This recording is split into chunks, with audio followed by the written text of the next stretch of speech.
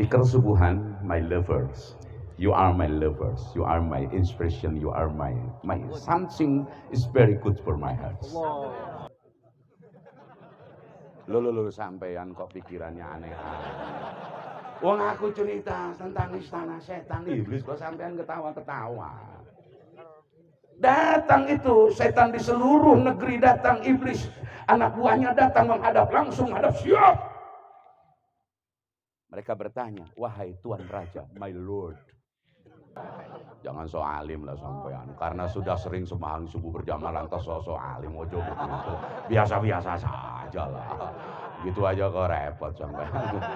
Carilah ulama-ulama soleh. Tidak hanya cukup engkau mengangkat para kiai hari ini sebagai Dewan Suromu. Masih ada ulama yang tersembunyi di belakang gunung, di kaki-kaki gunung, di surau-surau, di pelosok-pelosok, di tempat yang nyaris tidak dikenal orang. Bahkan dia tidak ingin memperkenalkan dirinya. Sesungguhnya doa merekalah yang mustajab.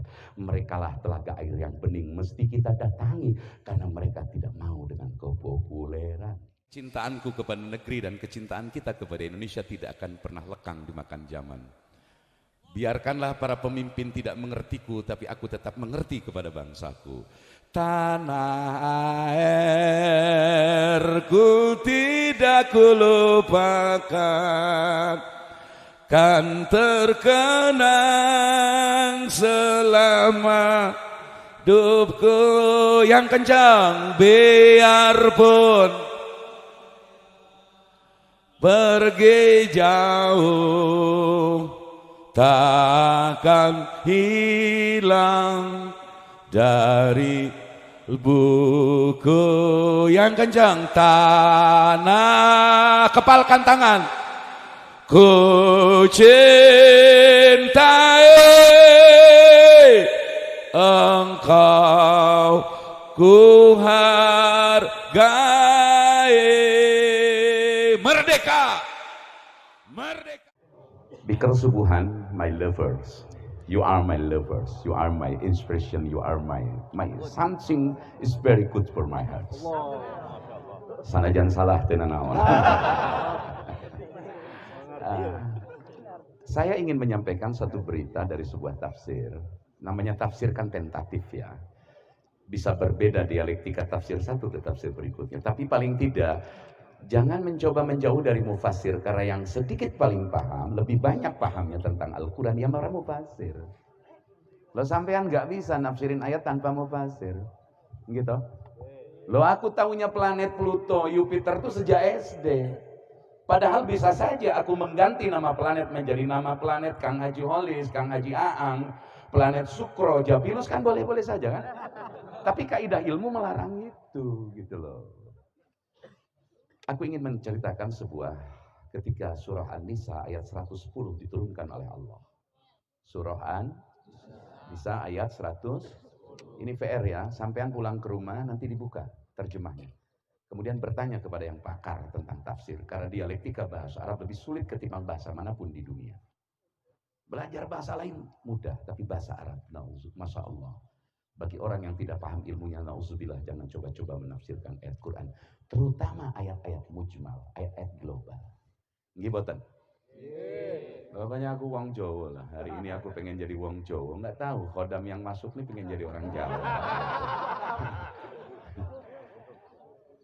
Jadi ternyata iblis dan setan itu punya struktur kekuasaan.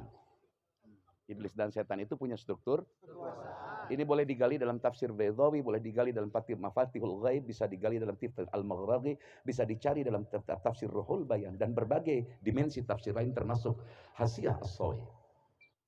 Iblis itu punya struktur kekuasaan dari atas sampai bawah. Wow, juga Jainuddin ya. Masih banyak janda-janda kawin kusia tuh.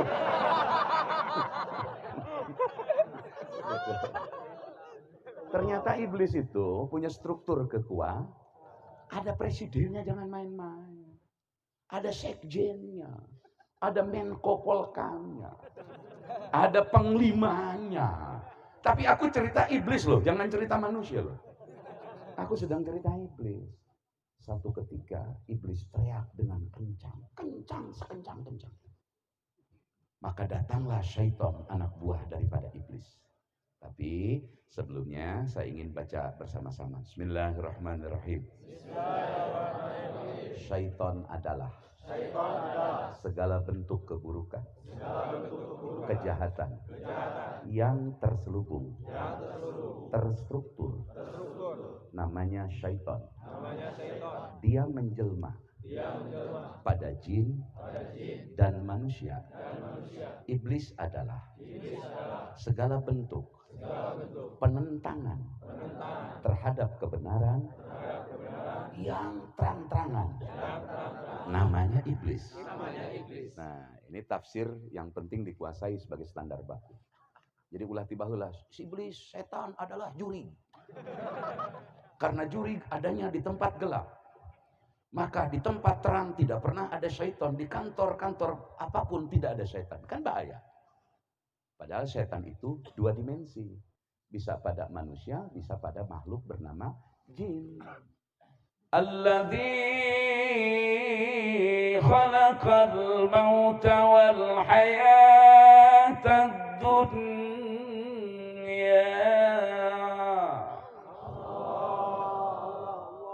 Kehidupan dunia ini gak bisa pisah dari yang namanya syaitan dan iblis. Sebenci apapun kita kepada setan, kita mesti bertetangga dengan setan. Cobalah berdamai dengan setan. Saya menawarkan fakta integritas berdamai dengan setan.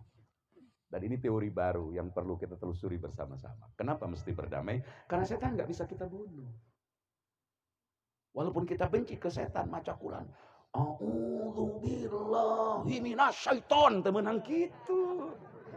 Normal aja bacanya. Karena setan memang ada faktanya. Segala bentuk kejahatan terselubung. Nyuri duit pelan-pelan, gak tahu yang punya. Itu setan. Anda tidak sholat umpet-umpetan, Anda melakukan kejahatan secara terselubung dan tersembunyi, maka Anda sudah menjadi setan. Anda nyuri duit rakyat dengan memalsukan nomenklaturmu, maka engkau sudah menjadi setan. Itu definisi setan. Ojo dume wong setan di tempat gelap terus. Adapun setan di tempat gelap kadang-kadang cekikikan, kadang-kadang ada seperti kuntilanak dan lain, itu bentuk makhluk jin. Kalau ketemu setan bentuk jin, cukup Anda baca ayat kursi. Selesai. Atau Anda bawa fotonya Haji Aang. Kalau ketemu kunti bawa foto Haji Aang, insya Allah kata takut, ih ganteng. Gitu loh. Tapi setan bentuk manusia yang tukang sembunyi-sembunyi maling duit rakyat, sembunyi-sembunyi berbuat kejahatan, sembunyi-sembunyi menggerogoti gerakan dakwahmu di Bikar Subuhan, maka dia sesungguhnya sudah menjadi setan. Maka bila bertemu dan berjumpa dengan manusia macam ini, peganglah dadanya dan bacalah ayat kursi, maka dia akan ngomong, kau anggap aku setan? Memang gitu loh. Itu tafsir setan. Jadi mesti luas pemaknaannya. Yang kedua iblis. Iblis itu di motor pasti ada. Di mobil pasti ada iblis.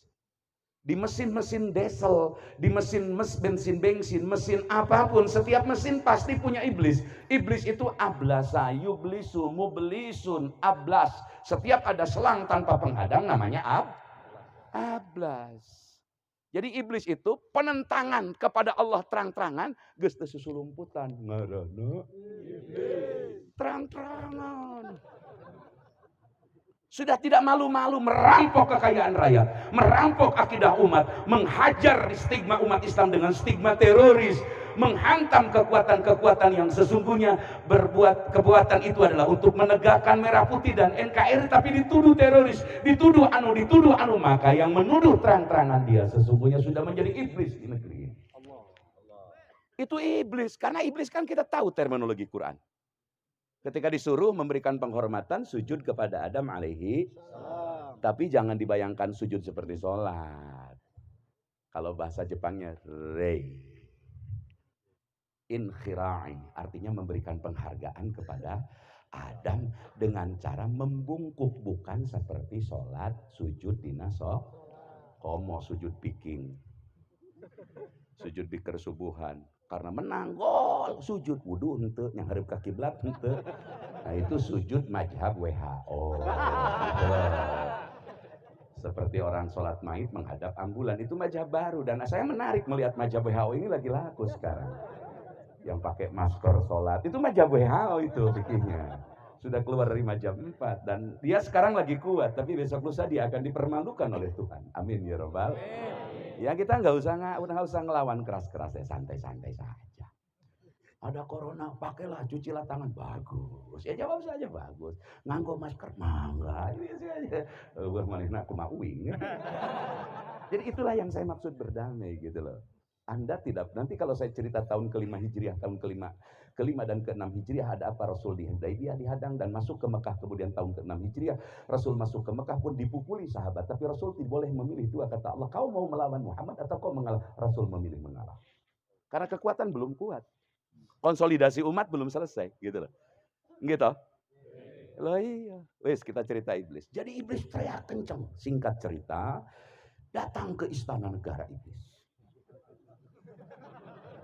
Loh sampean kok pikirannya aneh-aneh. Wong aku cerita tentang istana setan iblis kok sampean ketawa-ketawa. Datang itu setan di seluruh negeri, datang iblis. Anak buahnya datang menghadap, langsung hadap, siap. Mereka bertanya, wahai Tuan Raja, my Lord. Kan sekarang lagi musim Lord nih. Lagi musim Tuan yang di Pertuan Agung. Tuan segala menteri dan segala pengetahuan, segala kekuasaan di tangan sang Tuan yang Maha Agung. Lord Huut. Gitu loh. Huut itu kan bekas padi kalau dimasukin ke mesin gitu loh. Di heller Huut gitu loh. Hati-hati. Huut yang saya maksud di heller gitu loh. Insya mereka bertanya kepada rajanya, Tuan Raja, what's something wrong? Ada apa? Mahadi syarhatu allati abjatna, itu bahasa Arabnya. Gerangan apa yang membuat engkau teriak kencang sehingga mengundang kami untuk segera datang? Karena aku khawatir ada sesuatu yang menimpa engkau, wahai Tuan yang mulia, Raja di Raja, yang pengen 3 periode. Di sana. Wong aku cerita di sana kok sampai. Gua di sana. Sumbu pendek. Tapi sewaktu-waktu kita perlu sumbu pendek. Yang penting diasuh sama sumbu panjang gitu lah. Wes, kita lanjut ya. Barang ditaruh, ada apa sebenarnya yang membuat engkau teriak kencang mengagetkan kami semua Tuan Raja, my Lord? Dia jawab, aku ini pusing. What. Kata Raja aku ini pusing 7 keliling memikirkan sesuatu perkara yang besar yang akan diberikan Tuhan kepada umat Muhammad. Apa Tuan Raja? Ya umat Muhammad bahaya. Bahaya kenapa? Allah telah menurunkan surah An-Nisa ayat 110 yang isinya mafhumnya, sebesar-besarnya dosa umat Muhammad, dia pernah berzina, dia pernah membunuh, dia pernah mencuri, dia pernah meninggalkan sholat setahun 2 tahun, dia pernah berbuat tidak baik kepada orang tuanya, dia pernah menipu, dia pernah mencaci, dia pernah korupsi. Tetapi kalau mereka kembali kepada Tuhannya, ar-ruju' ilallah, maka ampunan Tuhan bagi umat Muhammad tidak berbatas dan tidak dihalangi oleh apapun. Iblis pusing. Kata iblis, aku tuh kepengennya umat Muhammad tuh perek, masjid tutup semua. Aku tuh kepengen umat Muhammad tuh tidak tobat-tobat. Aku tuh kepengennya umat Muhammad berantem terus akur. Tidak ulang simbara seawen terus. Kecebong jeung kampret tetah galau putih. Kahayang Raja Iblis. Awas kahoyong Raja Iblis. Ini Raja Iblis yang minta loh. Aku kepengen Jumatan ini dibuat 2 shift saja biar kacau. Ya kalau itu masukan dari aku, bukan di tafsirnya itu.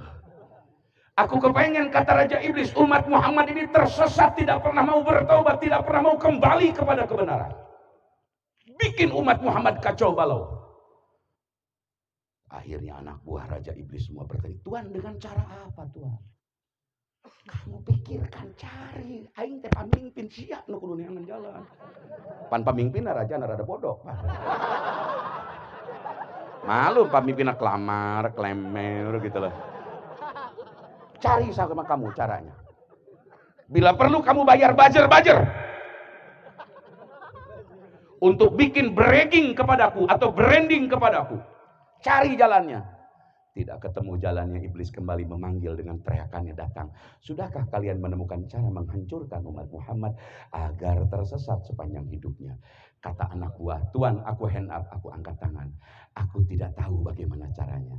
Raja Iblis berkata, Raja Iblis berkata, untuk menyesatkan umat Muhammad sepanjang hidupnya adalah uzayyinu lahumu al-bid'ata wa yattakhidunaha dinan.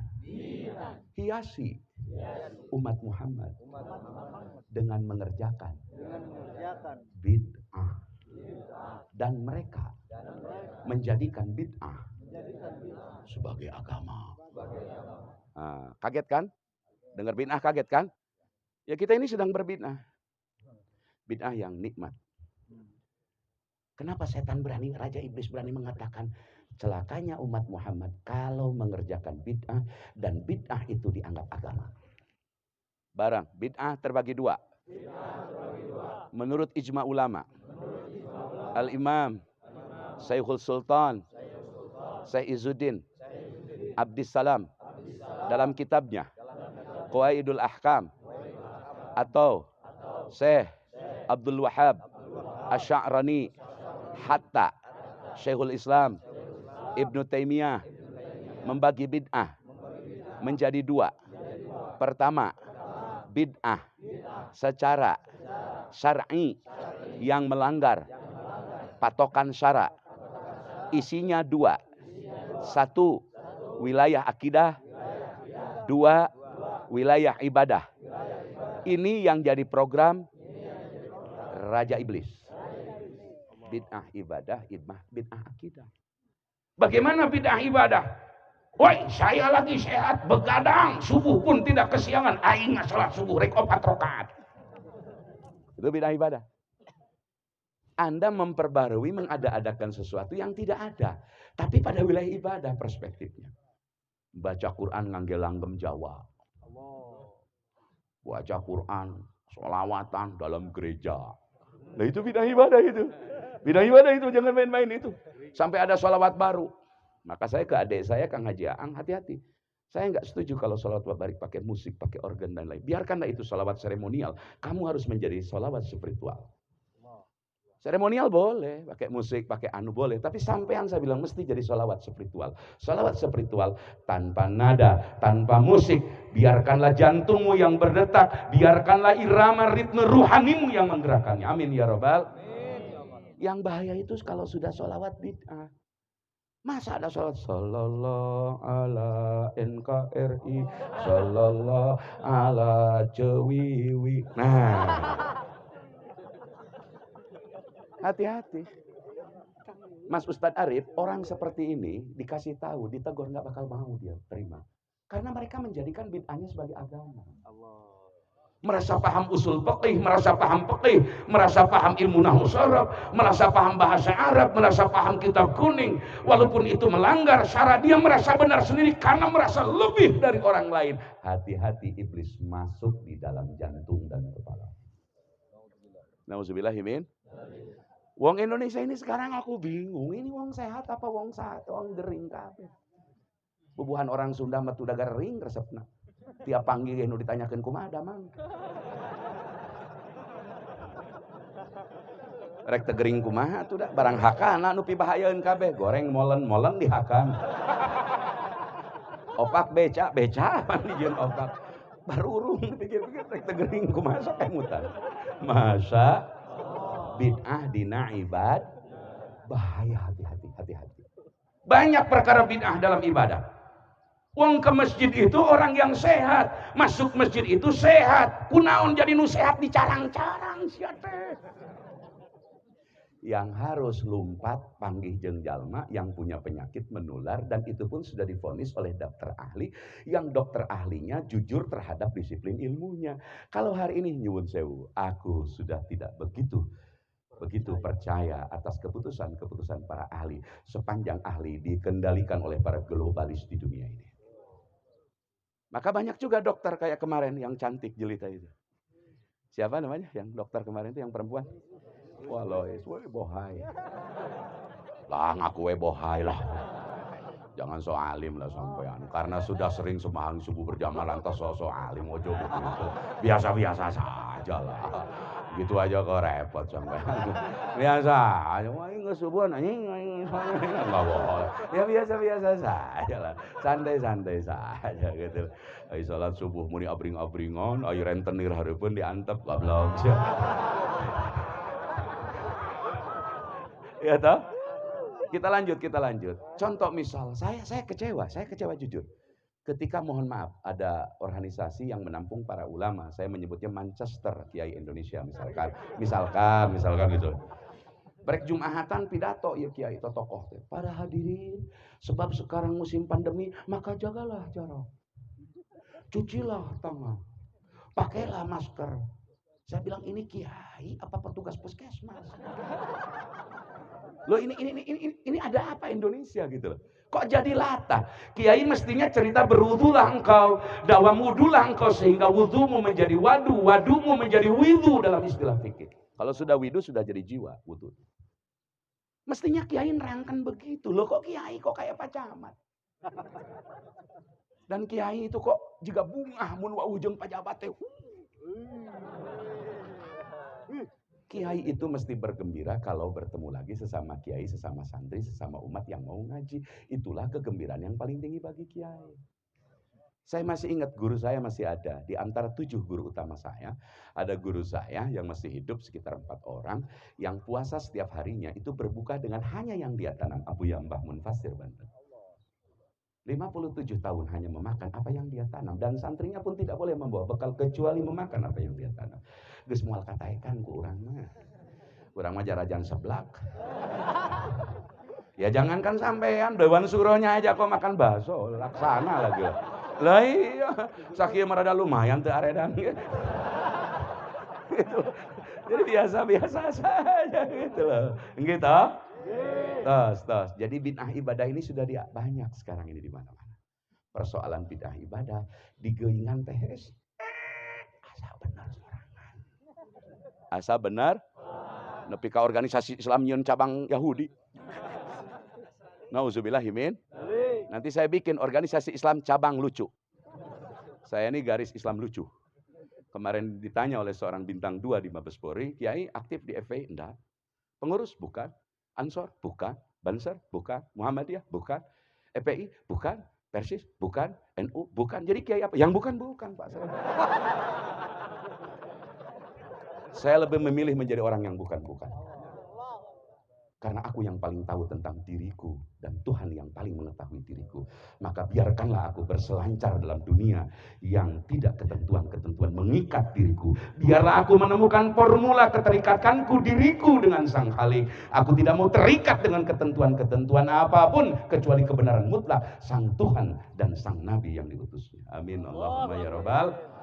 Nah, rada filsafat seeutik kita mah hese teh lieur kana otak teh. Lamun teu ngaji hikam, teu ngaji tauhid, teu ngaji mantek, teu ngaji makulat hese teh lieur. Haji Holis mah sudah hatam dia ngajinya. Insyaallah beliau ini sering ngaji juz amma, iqra. Tapi jangan main, Haji Holis ini alumni Pondok Pesantren Cijantung. Saya kenal beliau, saya masih bujangan dan saya sering minjem mobil ketika mau ceramah karena tugas kiai kan ngolok nu beunghar. Dan memanipulasi pahala Ustadz Arif diantaranya tugas kiai itu diantaranya ya jujur saja lah sok aya leuwihna kiai kanu sugih teh ngomong tadi leuwih da kanu pakir mah beda kan begitu gitu jujur saja dan itu nggak apa-apa bagus-bagus saja. Saya juga ke Pak Fauzi yang telepon saya 5 hari sebelumnya, Kang tolong hadir, ya insya Allah sepanjang ada amplopnya. Ya saya ini kan Kiai PDAM. Saya ngomong di mana-mana. Kiai itu ada 3 jenis. Pertama ada kelas mantri, kedua dokter umum, 3 dokter spesialis. Yang laku di masyarakat kelas mantri. Jangan temburu. Para dokter umum, dokter spesialis. Saya ini kelas mantri. Tapi sehebat-hebatnya mantri, engkau tidak boleh takabur di hadapan para dokter umum yang punya pondok, yang ngajari spesialisasi disiplin ilmu agama, ahli tafsir, ahli hadis. Jangan pernah sombong, hai para mubalik, sekalipun kau pernah viral di YouTube. Hei. Jadi harus merunduk kalau ketemu dokter umum itu, mantri itu mesti merunduk. Nggih, Romo Yai, kudu ngengsor. Itu mantri yang baik, tapi mantri nu teu hidung mah. Lah, saya tambah dokter gitu payu. Bahaya. Di atas mantri ada dokter, di atas dokter ada dokter spesialis. Nah, kalian belum kenal dokter spesialis secara umum. Karena kalian mah senangnya jeung mantri. Karena dimensi kekhususan spesialis itu, mesti orang-orang khusus juga yang senang kepada kekhususan. Carilah ulama-ulama soleh. Tidak hanya cukup engkau mengangkat para kiai hari ini sebagai Dewan Suromu. Masih ada ulama yang tersembunyi di belakang gunung, di kaki-kaki gunung, di surau-surau, di pelosok-pelosok, di tempat yang nyaris tidak dikenal orang. Bahkan dia tidak ingin memperkenalkan dirinya. Sesungguhnya doa merekalah yang mustajab. Merekalah telaga air yang bening. Mesti kita datangi karena mereka tidak mau dengan kepopuleran. Itu Bikar Subuhan setahun sekali lah, setahun 2 kali jalan ke Jawa Timur, temui cicitnya Mbah Mahfud Rema, seorang ulama nasional besar, ahli hadis Mekah. Ke Banten ke siapa, ke Sumatera ke siapa, ke Kalimantan ke siapa. Temui orang-orang soleh, sebab kalau sering ketemu saya, Anda tambah pusing. Karena saya ahli ngomong, ahli ceramah, bukan ahli ibadah. Sehebat-hebatnya saya ceramah, sholat sunat saya paling 2-4 rakaat. Tapi mereka yang nggak bisa ceramah. Demi Allah aku pernah mempersaksikan seorang ulama nyaris, Masya Allah, rentah, tapi sholat sunatnya aku pernah melihatnya tidak kurang 50 rakaat satu malam. Anu sholatnya nih entot-entotan teh gini. Bismillahirrahmanirrahim. Wing pan gagah atuh. Lah. Ngan pelebah ayam mercon disunut, wing nu reunjang. Sudah, uing nu ngajelang. Eta mah ih, jongjana.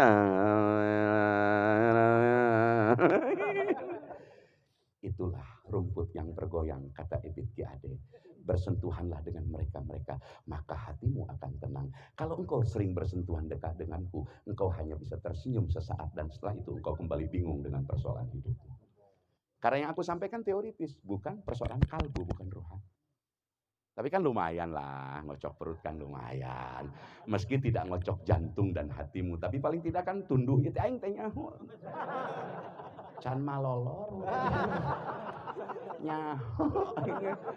Di imah mah anggar saya teh setengah genep. Udah kaambe atuh. Guys, barang bid'ah yang kedua. Yang diinginkan Raja Iblis. Wilayah akidah. Contohnya kaum Rafidhah yang mengkafir-kafirkan sahabat Nabi, yang memuja Ali melebihi kepada nabinya. Kelompok ini terbagi 12 sekte. Bahkan di era hari ini menjadi 21 sekte. Baca dalam buku Ensiklopedia Aliran di Dunia, karangan Profesor Dr. Muhammad Idris An-Nahi dari Mesir, halaman 579, baris ke-11 dari atas. Kalau tidak percaya cek, saya hafal kalau soal buku.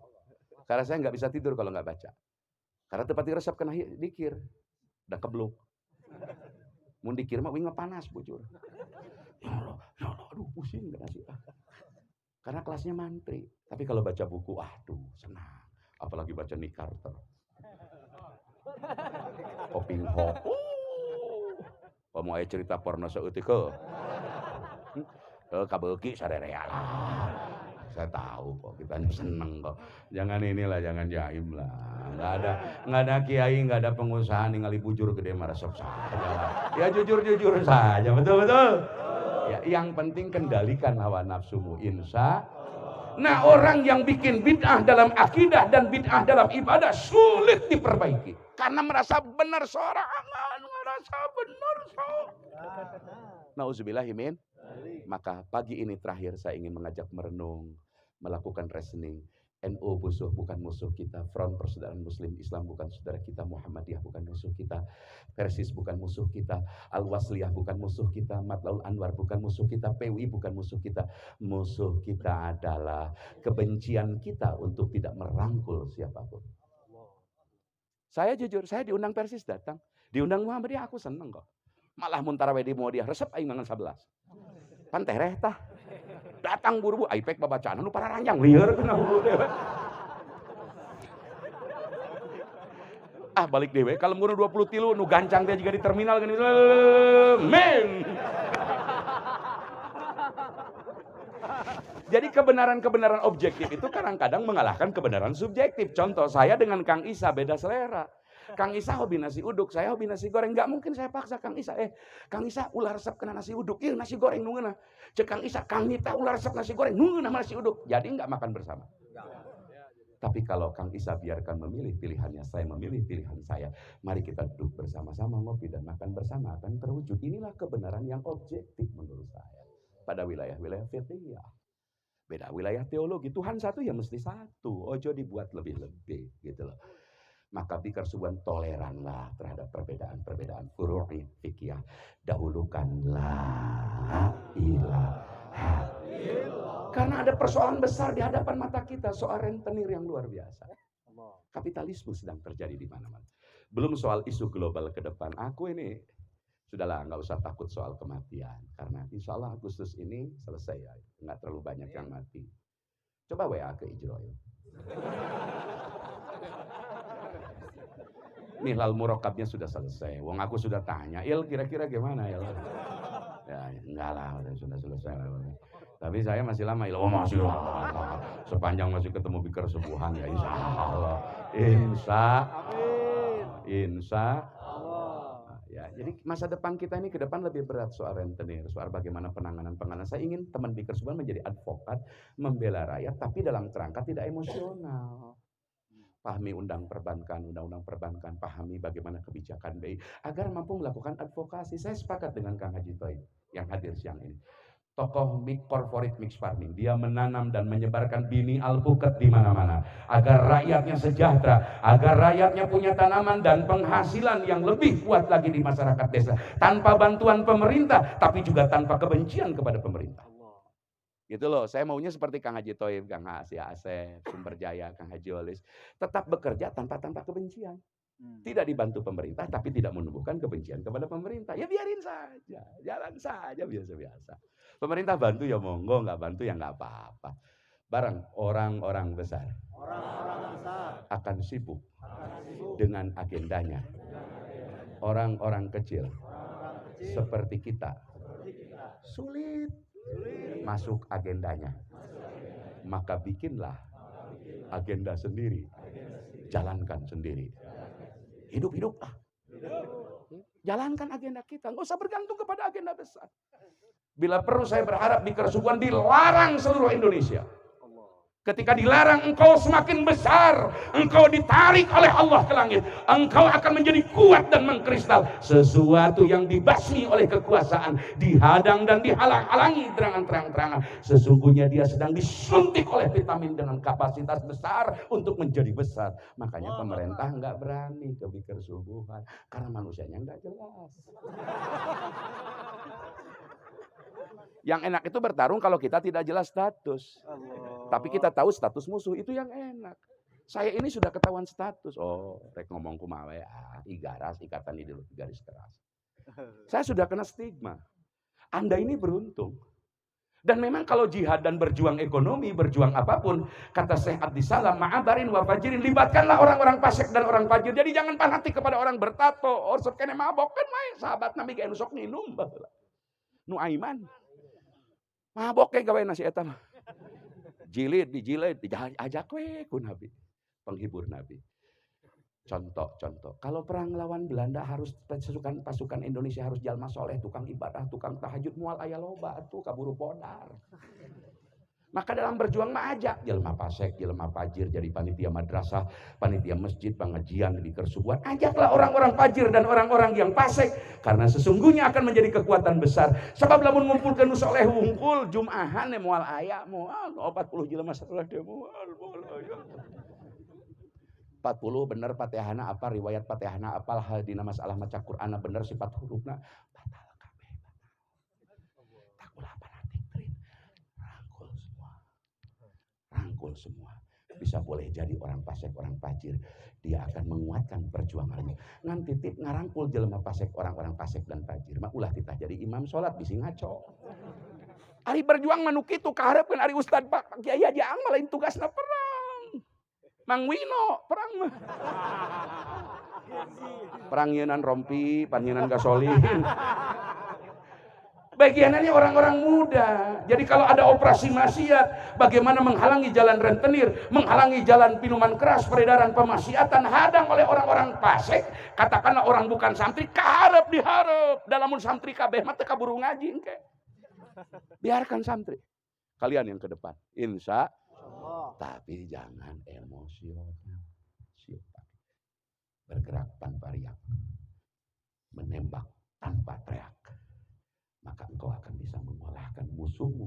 Terlebih musuh terbesar adalah cara berpikirmu dan cara analisamu melihat satu masalah. Insya Allah. Insya 17 Agustus tahun 45 barang itulah hari kemerdekaan kita. Hari merdeka yang kencang. Indonesia merdeka. Sekali merdeka tetap merdeka. Hayat masih di kandung badan. Yang kencang kita tetap setia. Tetap membela negara kita. Kita tetap sedia mempertahankan Indonesia merdeka. Bisi merdeka teh boga Megawati wungkul. Allah. Di belakang Mega, di belakang Pak Karno sebagai tokoh besar ada Cokro Aminoto, ada Mas Kaswan Singo di Mejo, ada Mr. Muhammad Mansur, ada Mbah Hashim Ash'ari, ada Mbah Wahab Hasbullah. Di belakangnya ada para habaib di Empang Habib Ali Al-Jubri, ada seorang wali kota dari Padang Cicit dari Thariqah Mursyidnya Qudrak Sabandia bernama Dahlan Sobur. Dahlan Sobur dipercaya oleh pemerintahan Heiho Jepang ketika Soekarno mau bikin proklamasi, membaca proklamasi. Setelah beliau diamankan, diajak bermusyawarah di Dengklok yang mengamankan Jakarta sehingga Jepang tidak menembak Soekarno dan kawan-kawan. Dahlan Sobur, seorang wali kota DKI yang punya keberpihakan terhadap kemerdekaan dan umat Islam. Takbir. Jadi Soekarno hebat itu bukan berdiri sendiri, banyak komponen yang mendukung Soekarno. Mantak jeung Sahrir sering pasea ge. Eta teh sering pasea jeung Sahrir teh. Di penjara ge. Ai Sahrir pan puntennya. Meureun Sahrir keur maca buku keur nganalisa Soekarno nyanyi. Dari sentak kuluna sia teh nyanyi wae.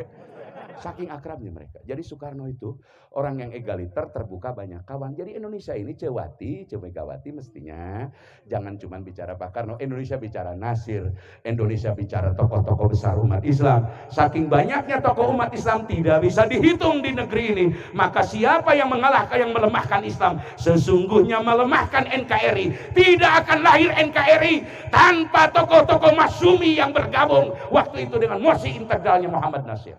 Takbir. Moal aya NKRI lamun teu Kiai NU, Kiai-kiai nu sejen Muhammadiyah ngumpul dina Masyumi, moal aya NKRI ris, coba lagi ris ya teh. Ieu mah nyaritakeun merdeka teh ngan asa boga sorangan we Cewati teh. Loh, saya tidak benci Megawati, I love Megawati. Cuman aku ingin menegurnya dan aku tidak punya kemampuan karena aku tidak kenal kepadanya. Tolong diviralkan kepada Megawati. Salam hangat dariku, I love you much. Mari Ibu Mega, Ibu siapapun para pemimpin di Indonesia bersama-sama membangun negeri ini dengan semangat yang sama, Islam dan kebangsaan. Kebangsaan dan Islam tidak bisa dipisahkan. Amin ya Rabbal. Berdiri semua. Dari yakinku hati ikhlasku penuh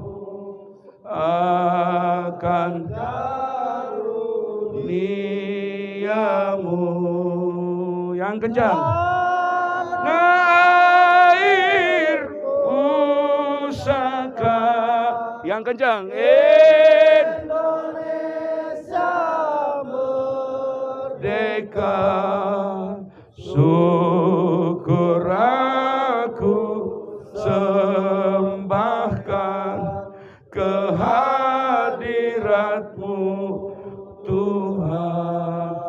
Allahumma salli ala sayyidina wa habibina wa syafiina wa karimina wa maulana Muhammadin. Salam radhiyallahu tabaraka wa ta'ala an kulli sadatina sahabi Rasulillahi ajmaina amin ya rabbal alamin. Alhamdulillah hamdan katsiran tayyiban mubarakan fi ala kulli halin. Hamdan yuwafi ni'amahu wa yukafi'u mazidah. Ya Rabbana lakal hamd kama yanbaghi li jalali wajhika wa 'azimi sultanik. Subhanaka la nuhsi sana'an 'alaika anta kama athnaita 'ala nafsik. Allahumma salli ala sayyidina Muhammadin wa ala ali sayyidina Muhammadin wadfa'na minal bala'il mubram. Innaka ala kulli syai'in qadir. Ya Allah, kami percaya Engkau tidak pernah tidur, Engkau tidak pernah lalai sedikit pun. Kalau hari ini kami melihat sesuatu yang kurang baik, yang tidak mengenakan dan menyusahkan pikiran kami dan sedulur-sedulur muslimin muslimat, kami tahu ini ujian dari Engkau ya Allah. Kami tahu Engkau tidak akan ridho merah putih dicabik-cabik oleh kepentingan orang-orang serakah di negeri ini ya Rabb. Ya Rabb, berikan kekuatan kepada bangsa Indonesia agar bisa kembali bangkit dengan sebangkit-bangkitnya ya Rabb. Ya Rabb, persatukan umat Islam di seluruh negeri Nusantara ini dengan cinta dan kasih sayang ya Rabb.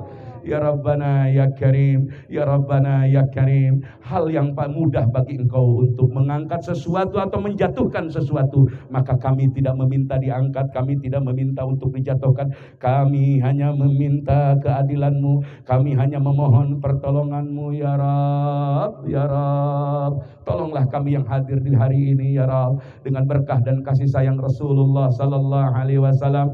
Jadikan Bikar Subuhan ini kekuatan yang seolah-olah tidak diperhitungkan tapi wangi di hadapan aras-Mu ya Rabb. Ya Rabb, panjangkan usia para ustadz di tempat Bikar Subuhan ini. Aku mencintai kalian semua, dan aku mencintai kalian karena kecintaanku kepada agama yang kita cintai ini. Semoga pertemuan pagi hari ini di tempat yang cerah dan membahagiakan ini menjadi saksi kelak di akhirat bahwa kita pernah bersama-sama untuk jayanya la ilaha illallah Muhammadur Rasulullah walhamdulillahirabbil alamin. Bendera merah putih, bendera tanah airku yang kencang dan namu berkibarlah biru yang kencang. Putih bendera tanah airku, namu langit yang biru. Terima kasih. Merdeka, merdeka, merdeka. Allahu Akbar, Allahu Akbar. Agar cun-upku lebih mendasar, datanglah malam satu ke tempat ini, maka aku akan cun-up lahir dan batin. Insya Allah ruang kalbuku di tempat ini setiap malam Sabtu bersama-sama. Hadanallahu wa iyyakum ajmain. Wallahul muwaffiq ila aqwamit thoriq. Nasrum minallah wa fathun qarib. Assalamualaikum warahmatullahi wabarakatuh.